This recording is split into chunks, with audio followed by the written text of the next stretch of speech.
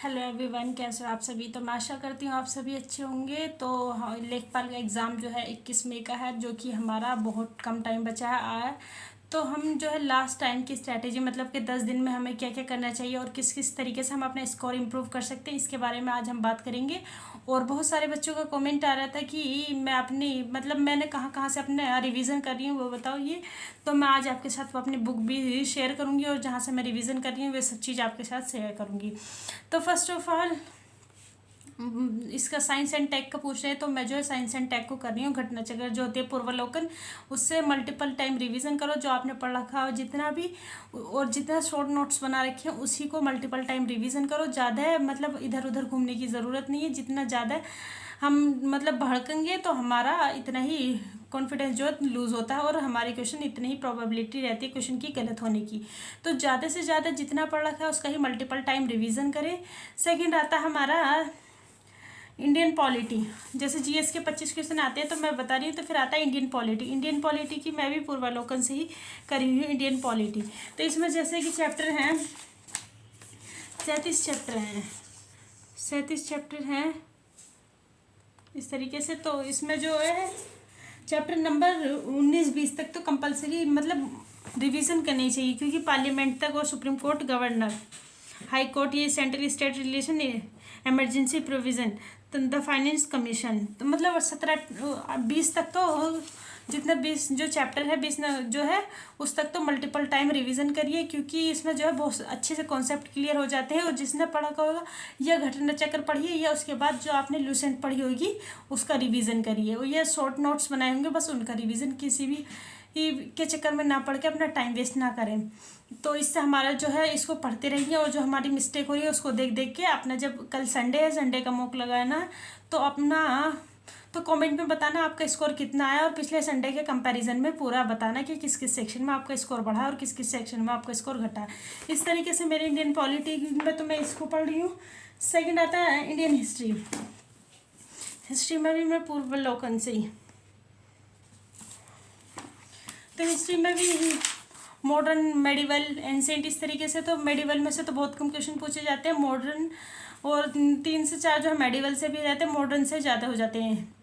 तो इस तरीके से मेडिवल को ही अच्छे से मल्टीपल टाइम रिवीजन करें और जो जो आपने कॉन्सेप्ट लिख रखे हैं उन्हों का रिवीजन करते रहें और क्वेश्चन की प्रैक्टिस करें। तो इस तरीके से जो हमारी हिस्ट्री में जो जो मतलब इतना 25 में से 4-5 क्वेश्चन हिस्ट्री के हो जाते हैं, जिसमें से काफ़ी अच्छे से जो तुम खाली घटना चक्र भी पढ़ लोगे तो इससे भी हो जाएंगे। जो ये नहीं पढ़ पा रहे हो, इसमें क्वेश्चन प्रैक्टिस नहीं कर पाओगे, तो उससे फिर ल्यूसेंट से पढ़ लो, क्योंकि ल्यूसेंट में बहुत अच्छे से कॉन्सेप्ट क्लियर होते हैं। ल्यूसेंट में बहुत अच्छे से एक्सप्लेन कर रखा हर एक पॉइंट को, मेडिवल हो, मॉडर्न हो, जो किसी भी हो, एंसेंट हो, किसी भी हो।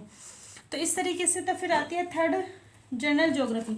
जनरल ज्योग्राफी भी मैंने जो है अपनी लूसेंट से मैंने कवर की थी। उसके बाद मैंने इंडियन ये जो होती है पूर्वावलोकन, इसके क्वेश्चन लगाए और कुछ स्टैंडर्ड बुक्स भी पढ़ी हैं मैंने, जिससे 11th और 12th की एनसीईआरटी जो होती है तो वो पढ़ी है। इस तरीके से देखो इंडियन ज्योग्राफी, तो इस ज्योग्राफी में भी इंडियन वर्ल्ड ज्योग्राफी कुछ मैप की प्रैक्टिस की है। तो मेरे इस तरीके से मेरे ज्योग्राफी में भी ठीक ठाक क्वेश्चन ठीक हो जाते हैं।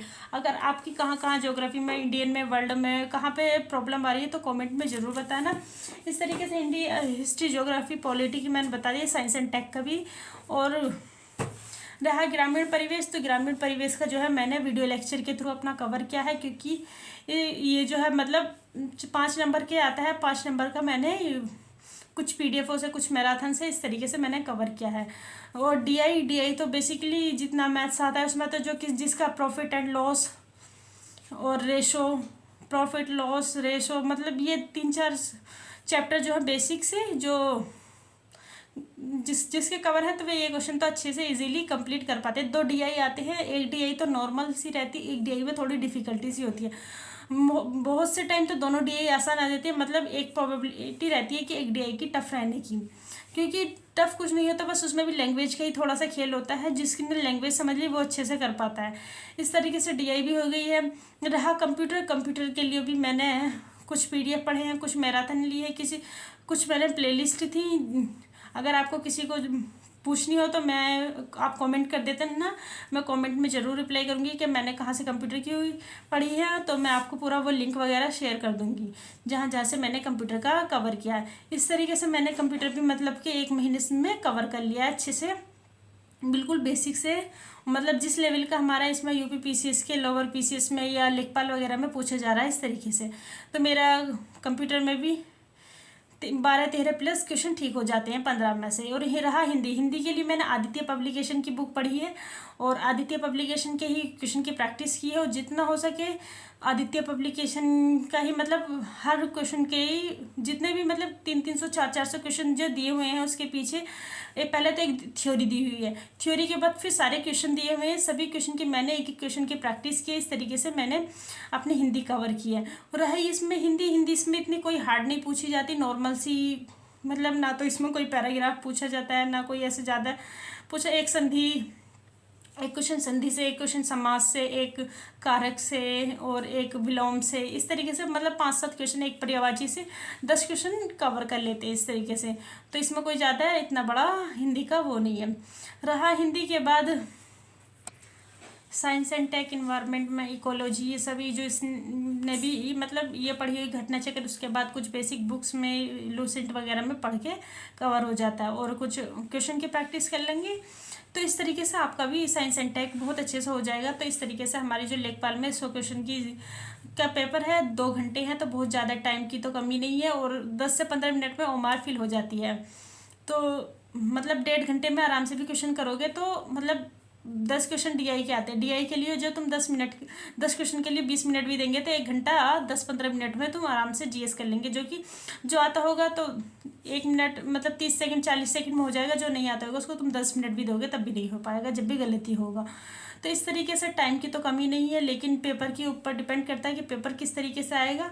तो इसमें कोई घबराने वाली बात नहीं, हार्ड आएगा तो सभी बच्चों के लिए हार्ड आएगा, जो इजी आएगा तो सभी के लिए इजी आएगा। कट ऑफ हाई जाएगी तो सभी के लिए जाएगी, लो जाएगी तो सभी के लिए। तो इस तरीके से मेरी जो है लेखपाल की स्ट्रेटेजी है। अगर आपको कोई भी क्वेरी हो तो प्लीज़ कमेंट बॉक्स में कमेंट करना, तो मैं आपको ज़रूर रिप्लाई करेंगे। Thank you.